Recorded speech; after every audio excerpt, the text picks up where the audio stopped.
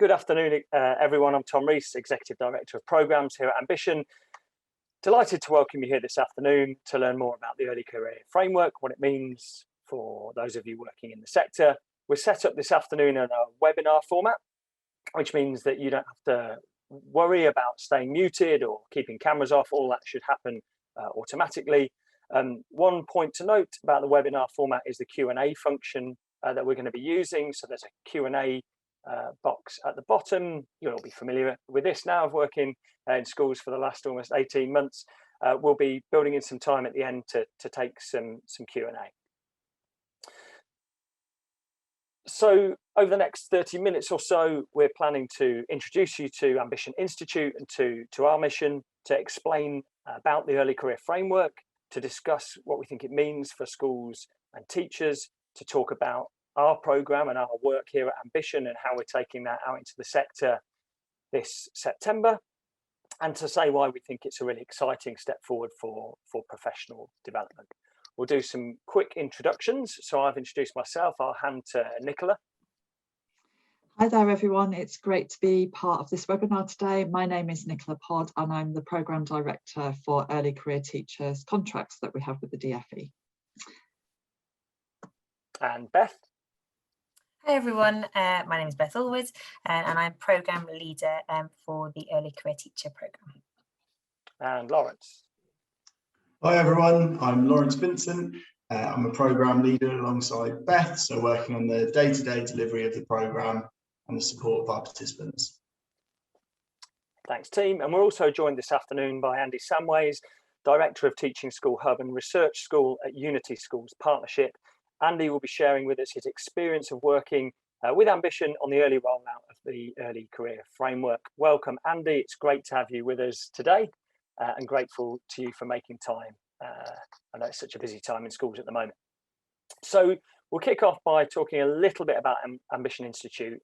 For those of you who don't know us so well, Ambition Institute is a national education charity with a single aim to tackle educational disadvantage. We do this through high quality and evidence-informed professional development, helping colleagues to keep getting better in their roles as teachers and school leaders.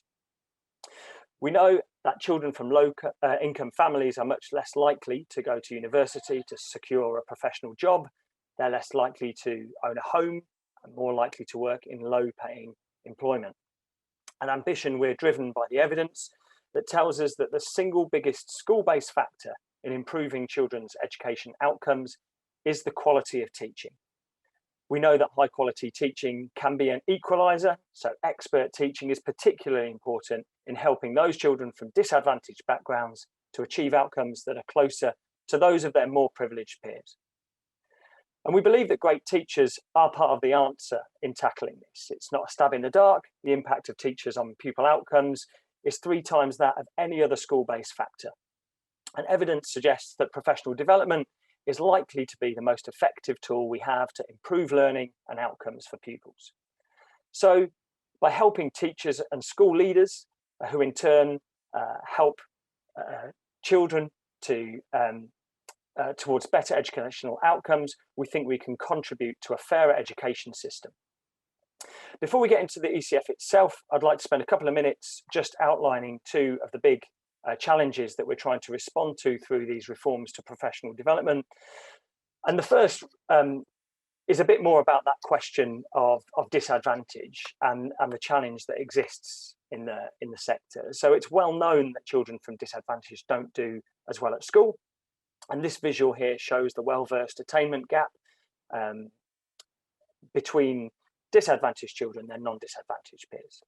So this gap is present throughout children's school life. It starts early. It's already an average of over 4 months by the time that children start school. It doubles by the end of primary school, and it doubles again by the end of secondary school to just shy of 20 months. The attainment gap is not just a problem found in schools assessed by Ofsted as performing poorly. It's just as large in schools rated outstanding as it is in schools that are rated inadequate. There are many claims about how much bigger this gap in attainment is as a result of the pandemic. So the EEF, the EPI and the Fisher Family Trust have all recently published estimates on this. And without going into all that analysis, we can be pretty sure that the pandemic has only exacerbated this challenge, and that a focus on educational outcomes for disadvantaged pupils must remain our focus in the sector for many years, and certainly through this recovery period. But there's a second problem which we're trying to tackle at the moment through the reforms to professional development, and that's the retention of teachers and school leaders. So in 2019, the DfE published its teacher recruitment and retention strategy in response to the growing concern that too many teachers were leaving the profession, a third within the first 5 years. Retention issues are most acute for early career teachers, those in their first 2 years of teaching. The demands of starting working life are substantial in all professions, but this appears to be more pronounced in teaching, where we have a less graduated approach, and younger teachers often feel in at the deep end with high accountability and lower levels of support and professional training. The demands of leadership are now having a similar effect, and almost a third of head teachers leave their post now within 5 years.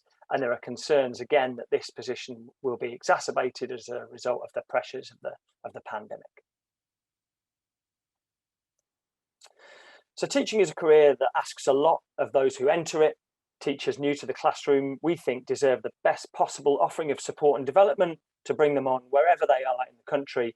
And the early career framework aims to be the foundation on which this offering is built.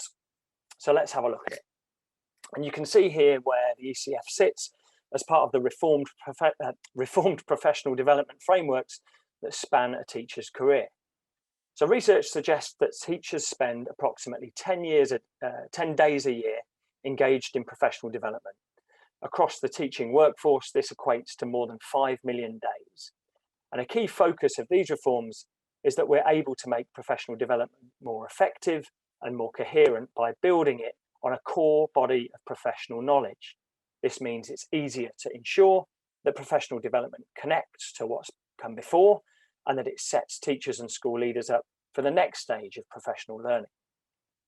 The outgoing frameworks were not necessarily all written with reference to one another, and they used different approaches to evidence, methods, and terminology, which meant that professional development for teachers can lack some coherence and can feel ad hoc or disjointed, certainly at a professional qualification level. And we hope that through these new reforms, we can help provide a shared language and experience for the profession. So we think the early career framework forms a really foundational piece of work for these reforms.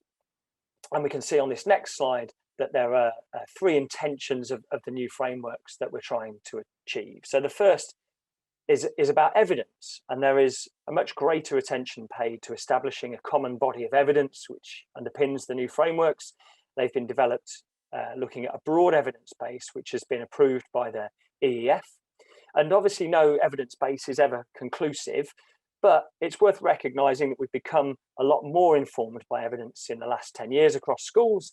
It's really positive that a lot of this is now being captured and codified into professional qualifications.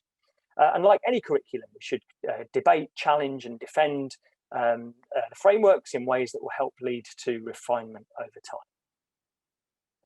The second point is that the new frameworks are all much more clearly focused on what teachers and school leaders need to know and be able to do to be successful in their roles. So we think these frameworks take us a step forward in codifying a core body of professional knowledge and practice.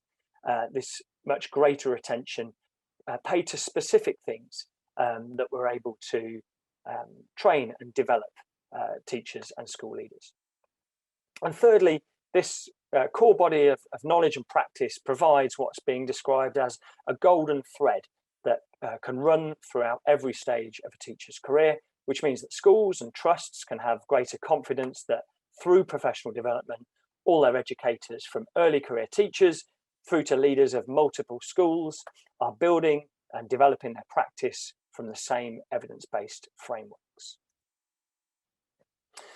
So over the last 2 years, since we launched Ambition Institute, we've been working really closely on ECF, from the genesis of an idea through an ECF pilot that we ran 2 years ago to a few hundred teachers, and then to the early rollout, which we've been running this year to over 4,000 participants in the sector, and we're now looking ahead to working with many more teachers and their mentors in the system from September. And across the suite of professional development that we run at Ambition, where we're currently working with about 14,000 teachers and school leaders in the country.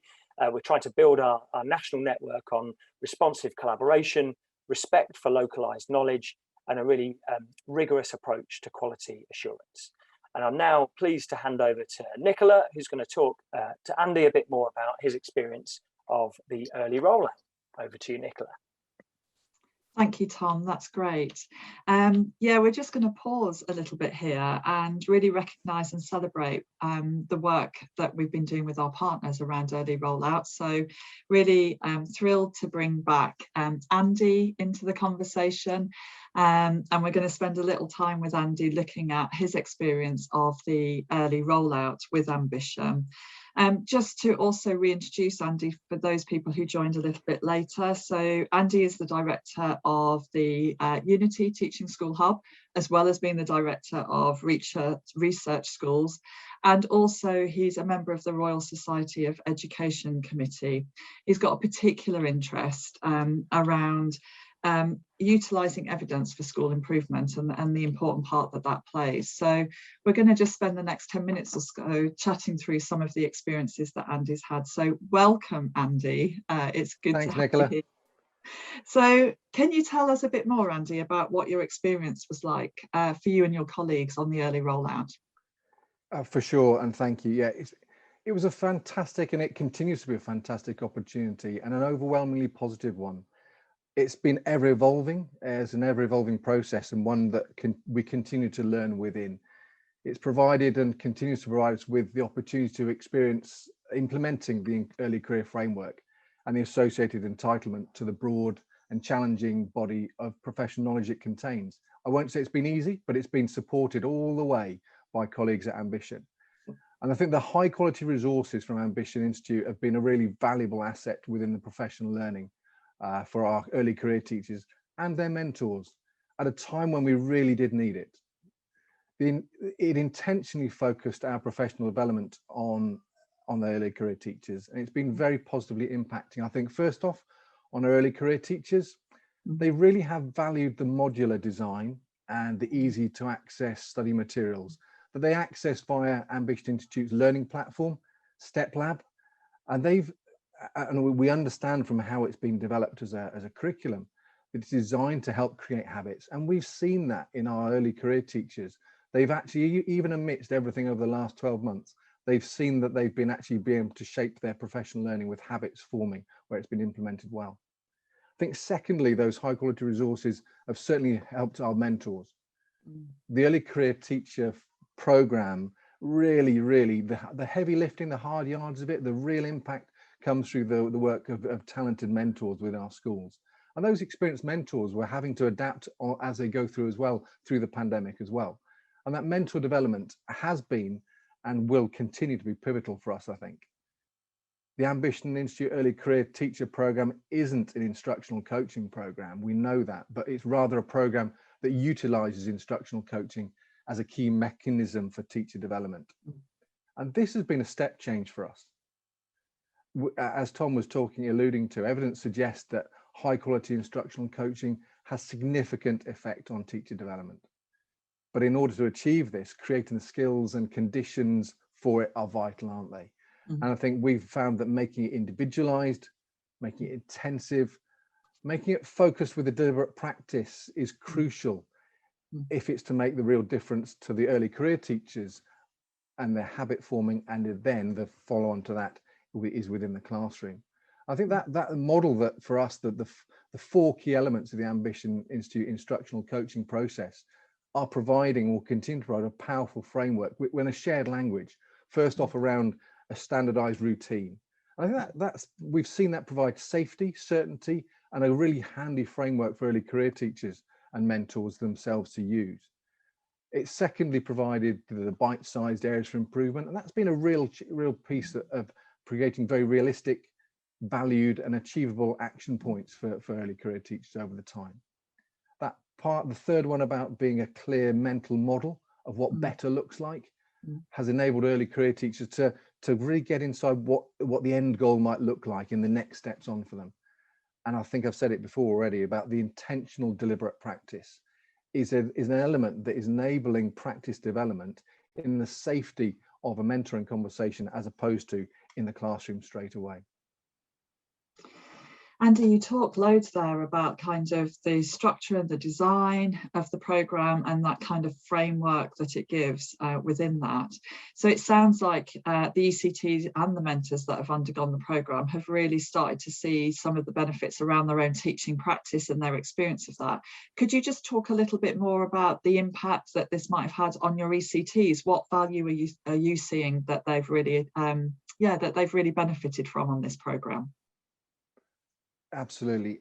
I think there's a professional and there's a personal element to it as well.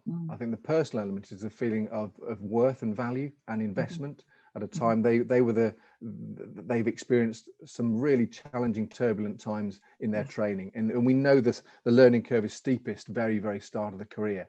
And for them to have this go-to resource, as I've mentioned already, the high quality resource designed for quick, simple, easy, but deeper, ever deepening knowledge acquisition, I think was really crucial. And then I'll extend on, I think, into a little on deliberate practice within the instructional coaching. It's a vital opportunity for the early career teachers to rehearse and shape their mental models of what even better looks like. And I think that's almost an empowering piece for them. It's incrementally, we know, we've seen, we've talked, we can see it and we've talked to them about it. It's incrementally grown their confidence at a time of significant challenge, especially through, so this was happening through lockdowns and through other pieces that we've all been experiencing. And I think what we've noticed, and they see it and their mentors are certainly seeing it, that it is helping them close the gap between the learn that statements and the important learn how to practices within being a teacher, a highly effective teacher at that.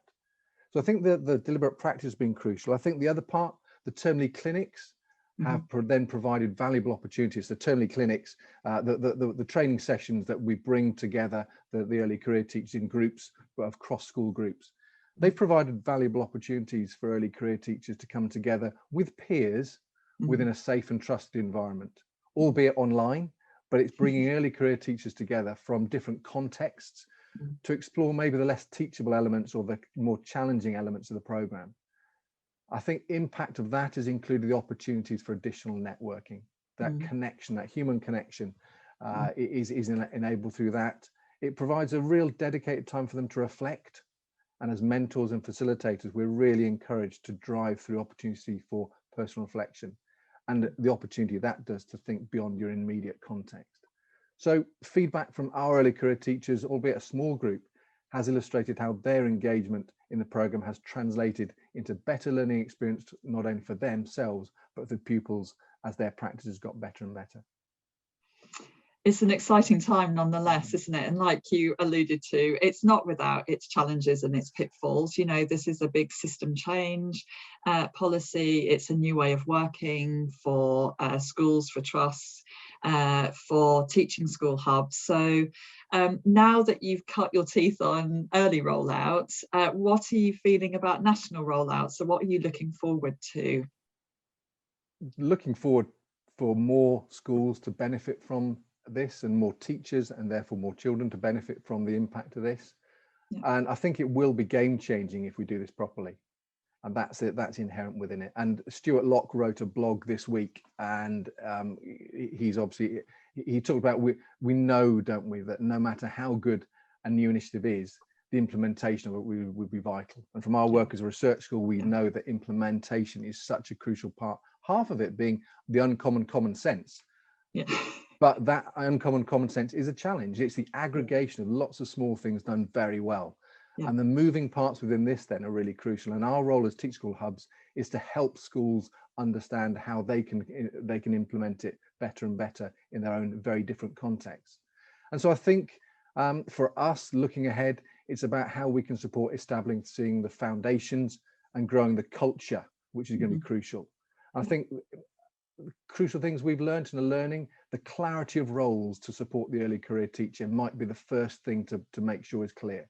Number one, that the mentor is the teacher developer. They have a pure developmental role. It's that mentor as a teacher developer. The second part about the induction coordinator, as is now, it was when we were going through this, the early career framework lead, but the induction coordinator is there to support the mentor. I think securing buy-in of those people and then linking where we need to make sure the induction tutor, a separate role, might be the same person with the induction tutor who's linking with the appropriate body around the assessment, because the early career framework is not an assessment piece. So making clear those pieces for all involved, so that the expectations, the support and the rewards are very clear, is really important. I think other pieces about making sure that there's dedicated protected time for early career teachers to support and early career teachers and mentors to meet together. We are certainly having to redouble our thinking around the prioritizing of support for mentor development. That new role at the heart of the early career framework has got to come with a status and an importance. And that's a significant challenge. I won't lie. The heavy lifting, as I said, I think earlier on, of the program happens between the early career teacher and the mentor, week in, week out, week in, week out. And that mentor habit change, some of our most experienced mentors find this a challenge, but even our most experienced mentors have gone, do you know what, I'm a convert to this now. It works. I can see it working. And so that engagement has been a greater challenge than we've experienced. So whatever we can do to support mentor development, I think is crucial. So within it, and I think the final part on this part about looking forward is highlighting the necessities for what we'd term fidelity to the active ingredients. So what is it? And in this case, I'd suggest it's that instructional coaching, the four elements about those instructional coaching. And for us, that is the lifeblood of the early career framework, early career teacher program through Ambition. And finally, Andy, why Ambition? So why are you continuing with us? Thank you. A lot of it, soul searching, a lot of due diligence went into this. As a Teach School Hub, we take this decision very seriously for the schools we represent and serve. But it was clear, three factors really, Nicola. First was, I've mentioned it I think a couple of times now, the belief in instructional coaching as the mechanism for teacher development. Evidence suggests it's a best bet. And Ambition Institute's early career full induction program positions it with clarity and purpose at the heart of its instructional coaching approach, and that relationship between early career teacher and mentor. So for us, the first one was that belief in instructional coaching. The second I would put down to being the ever-present support and guidance of the team at Ambition Institute in implementing these new practices at ever-increasing scales as well. It's always been insightful. It's been really reassuring. As you're looking at what Tom was describing, you've been, as an organization, you've been involved in this, helping shape it. That comes across from what we hear and what we are able to enact, because it's helping develop our practice.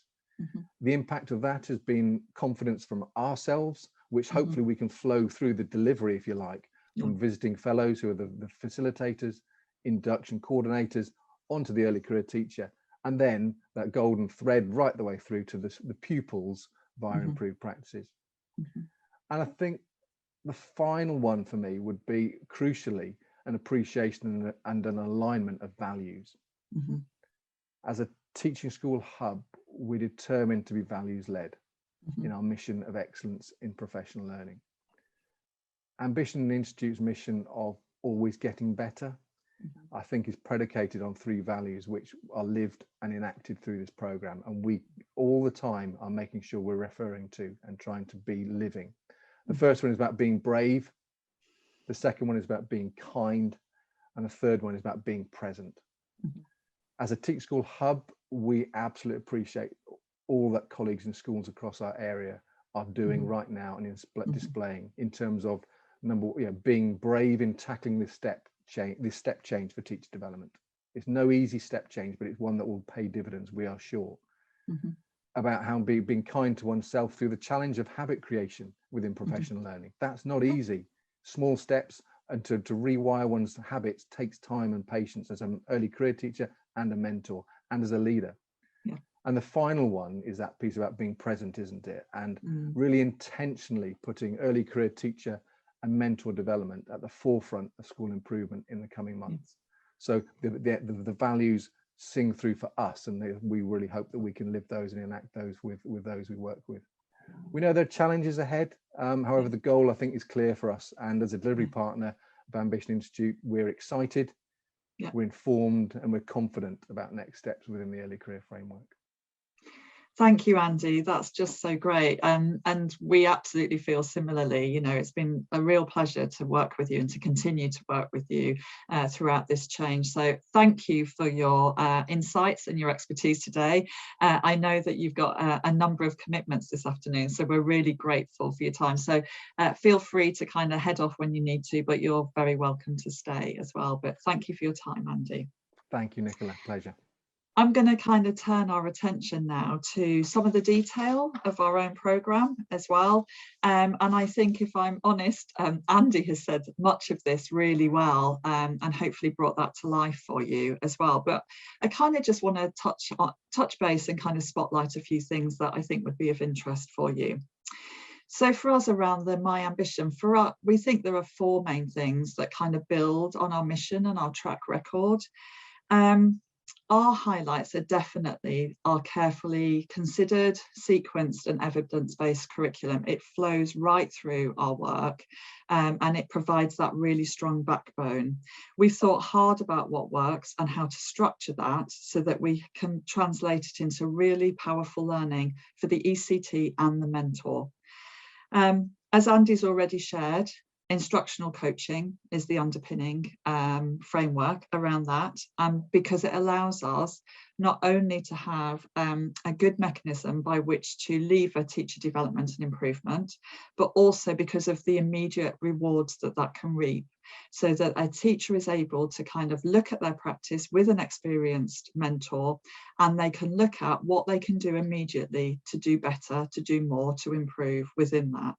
And that enables that teacher to practice and that deliberate practice around what they need to focus on, how they need to focus on it, and how they can sustain those improvements over time.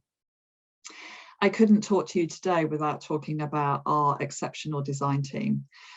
We are really fortunate to have some great quality, highly expert professionals who know how to take evidence and turn it into a curriculum that will deliver on the teacher improvements and the mission that we're looking for.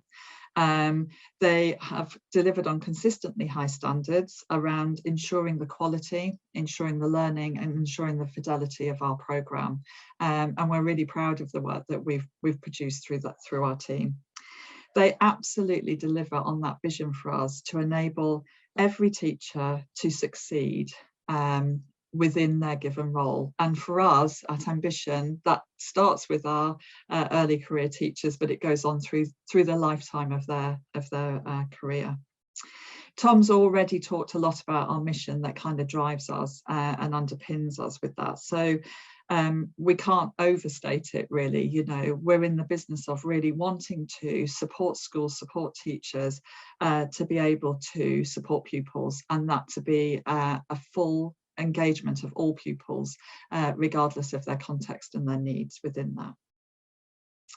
So I think moving on, I want to kind of take a bit of a moment to look much more deeply into our kind of sequenced and evidence-based curriculum for our teachers and mentors, and what the kind of things we've kind of predicated that on that really support the rigor and quality of our programme. So we're definitely looking at the little and often approach. So we know anybody that's embarked on anything new, it takes practice. So our programme has really been structured and sequenced so that ECTs can really see and feel the learning and improvements that they need to make, and that we support that through that sequencing so that they can embed and practice so that it's sustained and everlasting change within that. The way in which we've sequenced our programme enables teachers also to reduce the cognitive load on them about the amount that they learn, so that they can see not only what they learn, but how they learn it and how they put that into practice. Andy talked a lot in his experience about that regular, deliberate practice, that those are the key ingredients that really embed new habits and establish that routine and practice that we're wanting to support and influence. It allows our ECTs and our mentors to be able to really retrieve their learning, that they can apply their learning into the context in which they are working, and that they're linking the theory into practice at all stages throughout the programme. Thirdly, it's about the equal value we place on our mentors as well as our early career teachers. Our mentor curriculum is as well considered and thought through as our early career teachers, and we see the role of the mentor is, as much as the instructional coaching is essential to the quality of the programme and the experience of our early career teacher. So we've thought hard about what they need to know and what they need to do, and how we best build on their expertise, but provide regular training and support throughout the programme in order to increase that capacity, not just at a mentor level, but at a system level. And that will be part of the legacy that we'll be able to leave throughout the early career programme. And finally, the science of learning. So we understand that not all content is created equal and that people learn in different ways. So the way in which our content has been designed, it's been deliberately structured in order to take account of and to benefit from videos and reading and reflections. So there's a whole wealth of materials there that people can draw on to be able to embed and sustain and to kind of deepen their understanding and their learning throughout the programme. So moving on around that, our instructional coaching, our teaching programme, I just want to kind of touch base on this a little bit here. So I'm going to show you two slides, the first of which is how we've sequenced our teacher programme over the 2 years. We've taken account of how a school year would look and where are the best times to kind of insert some of the training and development around our conferences and clinics. So we've avoided exam times in our sequencing. We're looking at how we reduce load at critical times within that, and we've distributed our learning across that period.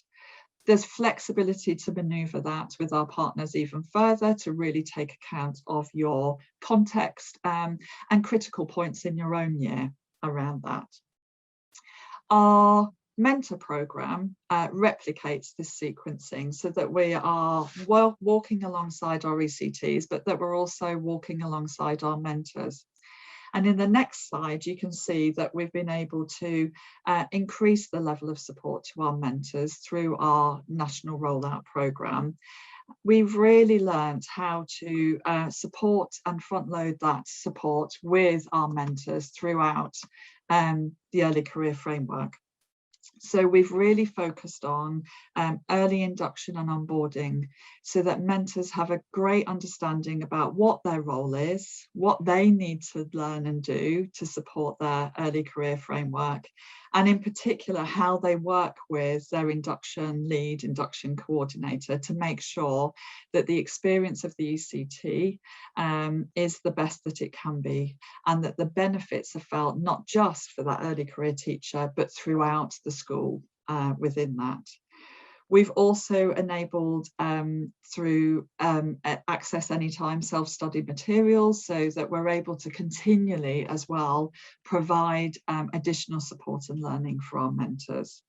And we created flexibility within the scheduling and within the sessions. So our mentors can provide and access that and change the scheduling and the sequencing so that they can best support the ECT where they're at.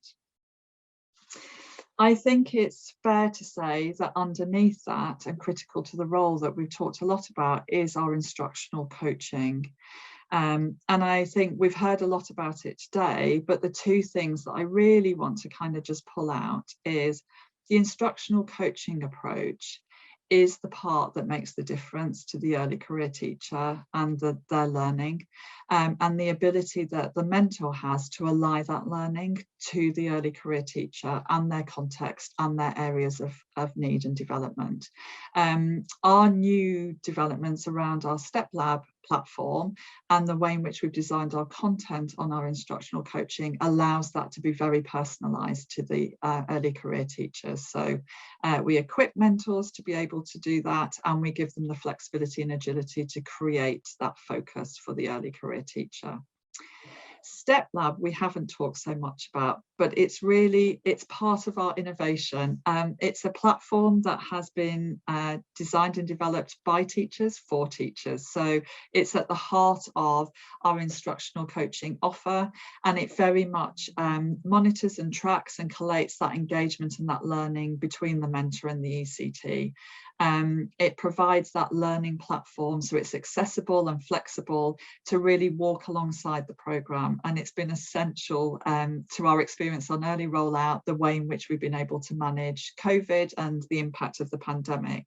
So yeah, instructional coaching and our Step Lab platform have been core components of our early career framework programme.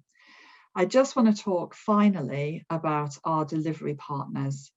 So it was great to have Andy here with us today. So that theme of flexibility and agility really kind of carries through in the way in which we work. So we know that trusts and schools and teaching school hubs, they will want to have a flexible offer to how they kind of participate in, engage with, and deliver the early career framework. So we have two models of that. We have a third, I'll talk about that in a minute, but we have two models about working in partnership that are very much designed around your level of confidence and capacity to be able to have the level of autonomy that you want to have within this programme. So the you deliver, we support, we walk alongside you, but you would deliver most of the programme. And then we deliver, you support, then we take on most of the programme delivery and you provide the support. And we support you to build your capacity and capability throughout. Whichever route you play, Andy talked about it, we've got a dedicated team that support you throughout every aspect of that. If that's not a model that you're wanting to pursue, we're also running our own central cohort of delivery. So participants, if you're not, if you don't find that you've got a local provider or that you're not wanting to kind of take this on yourselves at this moment in time, then we are able to support your early career teachers and your mentor programs through a central cohort that we're looking after at Ambition. We are working right across the country, across every region, and this is just a slide to show you our new delivery partner directory, which you can access off our website.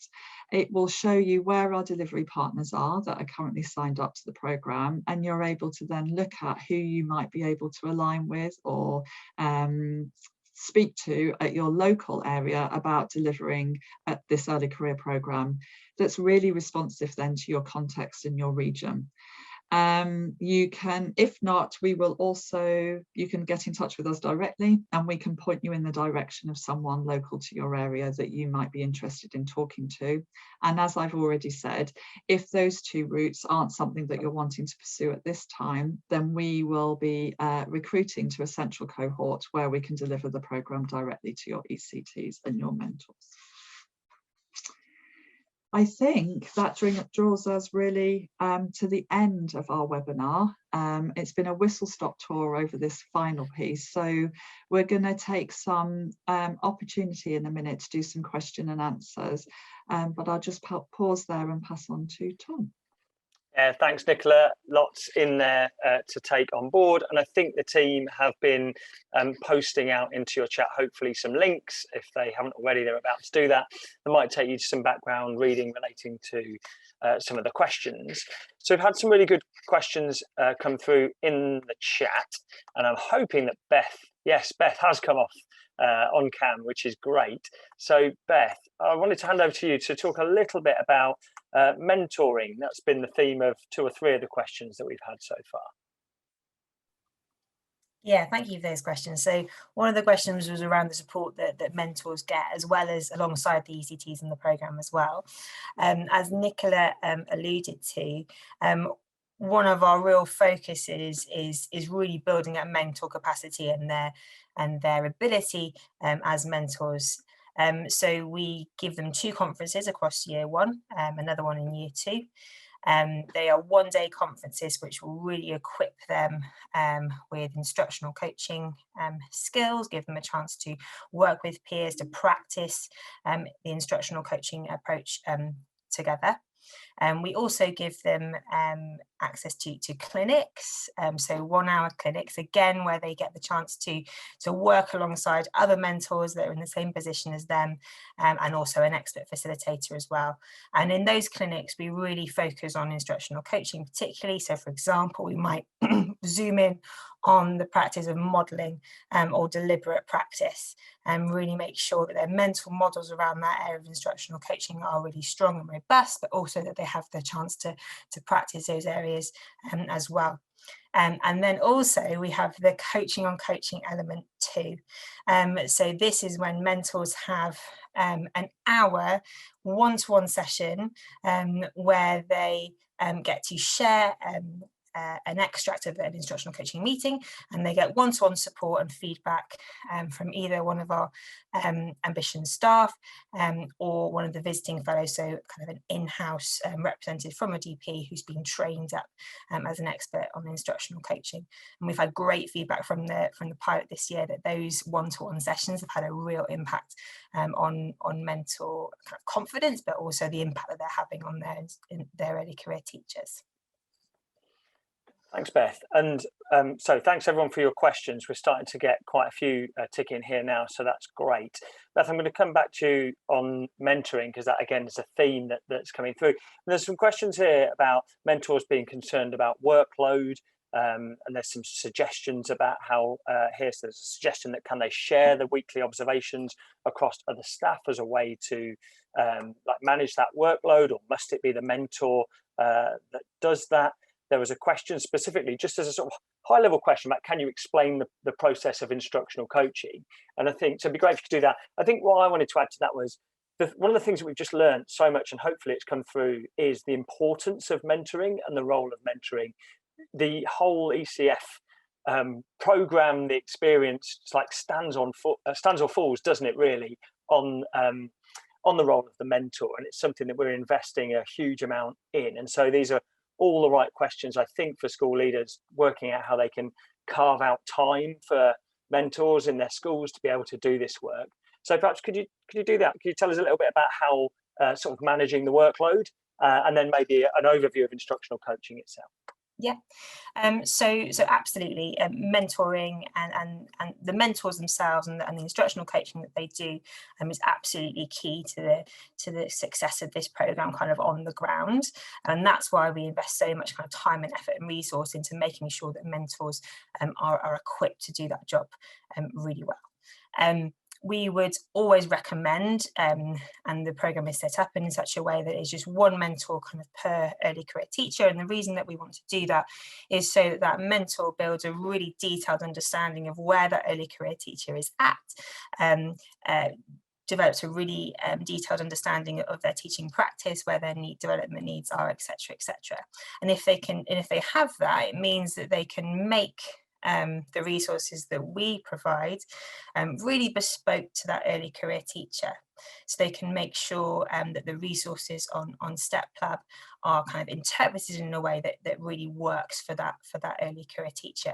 They can make sure that the action steps that they're setting them week on week are the most high leverage, useful action steps to be setting that ECT at that moment of time. And they can also provide models that are applicable to their context and to the children that they're teaching at that moment. So I'm kind of merging into instructional coaching here a little bit.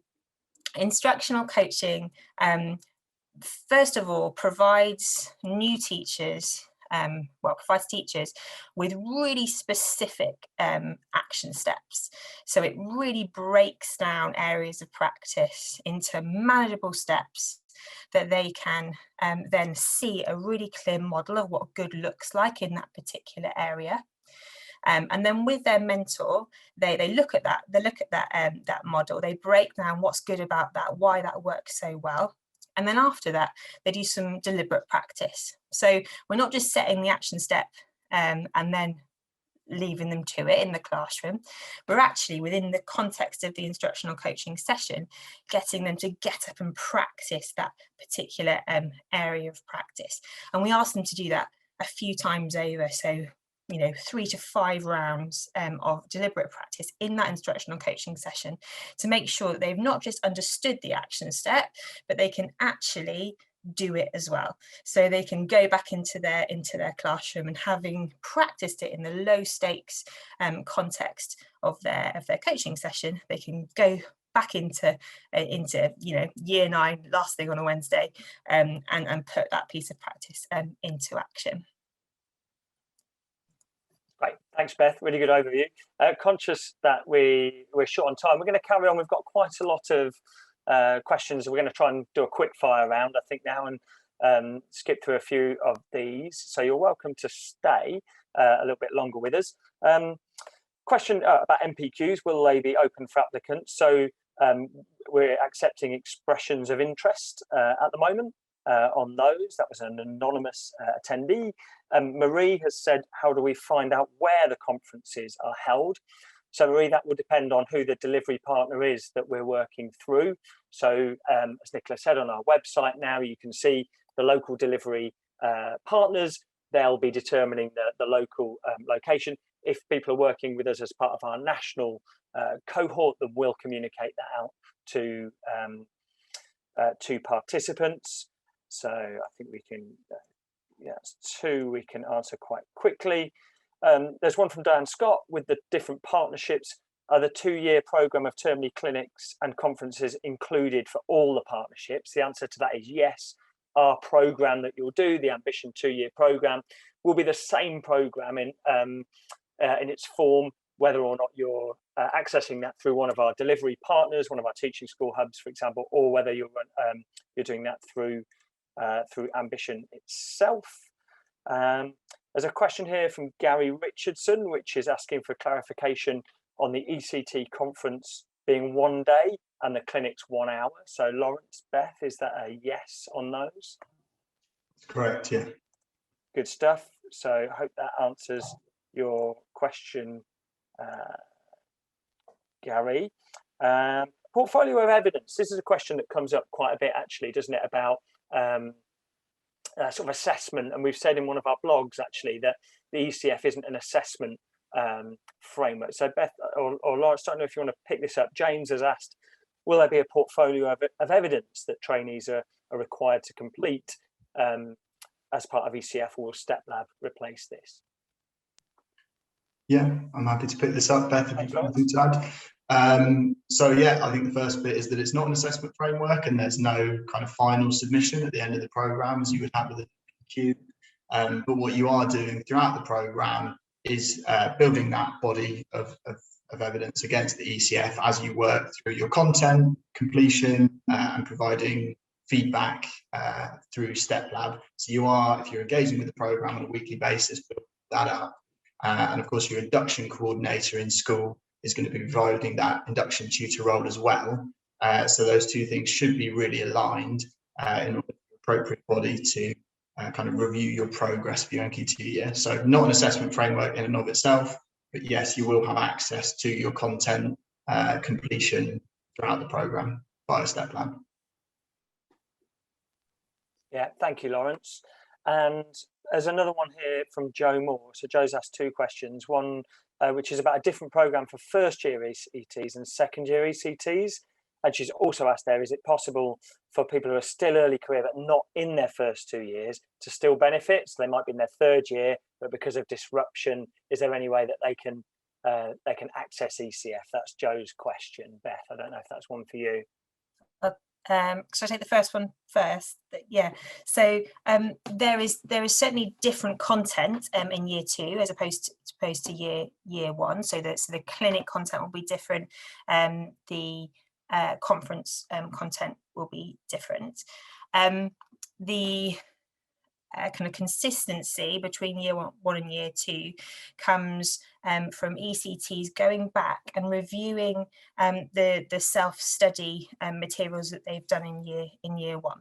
And we all know that you know, reading around a particular area of practice or practicing in a particular area of practice just once isn't enough. So year two gives early career teachers the chance to go back through the modules and to consolidate, to build fluency in those areas of practice. And there's real flexibility to really focus in on the areas that they need to work on in year two. And the second one was so new teachers who are, yeah, if they've missed it basically. So someone who's in their second year next year do ECF? You know, is there a way they've missed out with the disruption? Can they access the program? Was the question. So I think officially no. I'm gonna. Yeah. Sorry, I know the answer. I'm just sort of my attempt at theatre. It'd be really nice if they could, but unfortunately no. So the statutory requirement will only come in September 2021. So officially no. That's right. And that's not to say that the materials that are obviously available and the training that mentors do won't be really helpful in helping the school or the mentors to continue to support their teachers who didn't access ECF. There is a big question about, you know, for people who won't go through ECF but are still very early in their careers, how can schools attempt to do that? And one of the reasons we're so excited about the MPQs actually is it sort of aligns leadership development along with the reforms to ECF. So hopefully, as people will go through some of the qualifications, the specialist MPQs, and perhaps have more people in schools who do the MPQ teacher developer, for example, they'll be able to provide a lot more of that structured training and support in schools. Really conscious of time, we're not going to get to answer all the questions, but grateful to you all for posting them. What we will do is we'll post out after today some comms with some links. We will also send a link to a couple of the information booklets that we've got available. There's a lot of them are freely available either on our website or on the DFE's website. The program handbook, for example, is available. That contains a lot of the sort of detail question that's here. Anonymous attendee has asked about some teaching school hubs that are not yet on our interactive directory.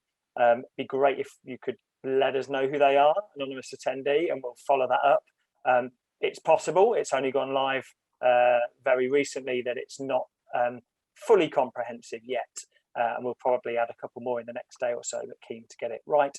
Steve, you've asked a really good question about the local delivery partner. Is it the same as the appropriate body, or is it different? So Nicola, don't know, or Lawrence, don't know if one of you wants to finish on that, and then we should probably wrap up.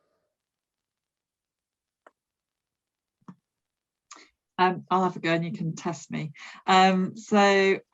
It may be one in the same, because it depends whether they've got appropriate body status as well as being our delivery partner.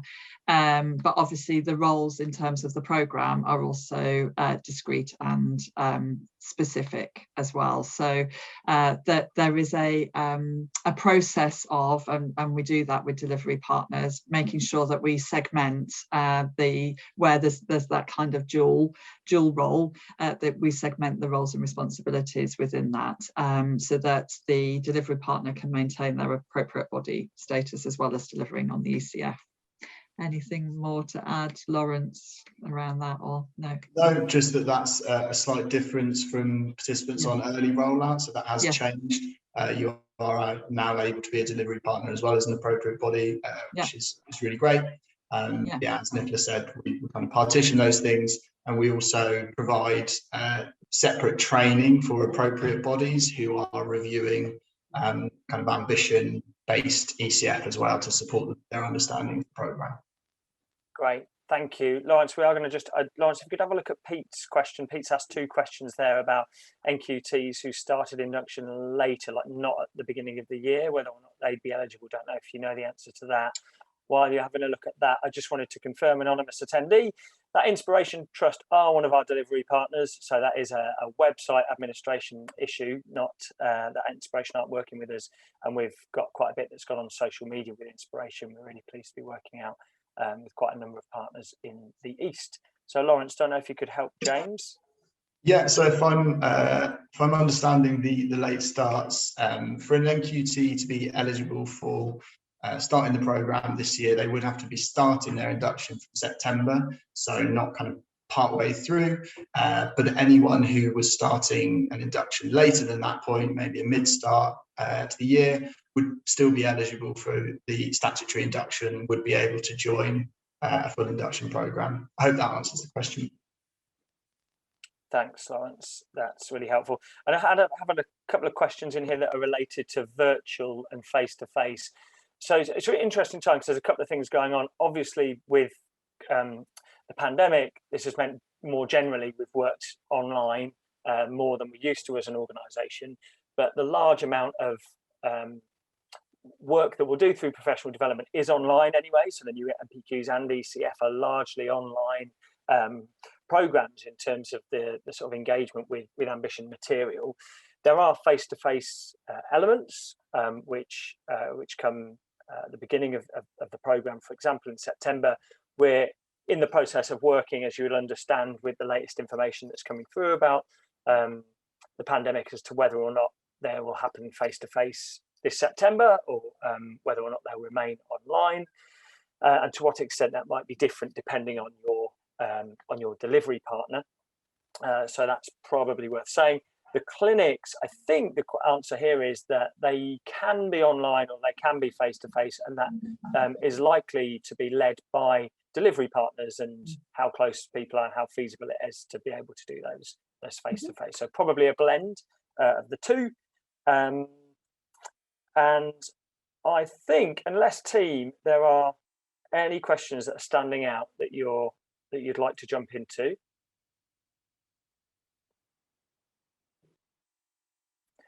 Then I'd like to thank you all for these. We're going to take all these questions away. We'll be able to follow up with a number of them on email and point you to various different blogs and resources that we've got. We're going to be running more information sessions at Ambition over the months ahead, either in this format or others. So we hope that you'll engage. And I think if you're still with us, I don't know if you've already seen the poll, but we did have a poll that I think was going to get launched to you at some point, which just asked you what you'd like to hear more of from us. What are the topics around ECF? There you go. So we're asking you what you'd like to know more about. Is it about the role of the mentor? Is it about instructional coaching? Is it about our curriculum and content? Is it more about Step Lab and the technology? So before you leave, if you wouldn't mind just giving us your vote, that would be great. It'll help us work out how we can give you the most useful information going forward. Thanks everyone for staying with us for this hour. We really appreciate you giving up your time for engaging with ECF. We think it's going to be, a really good thing for the sector and a really good thing for the teachers that start their careers this year. And please stay in touch, and we hope to work with you in the future.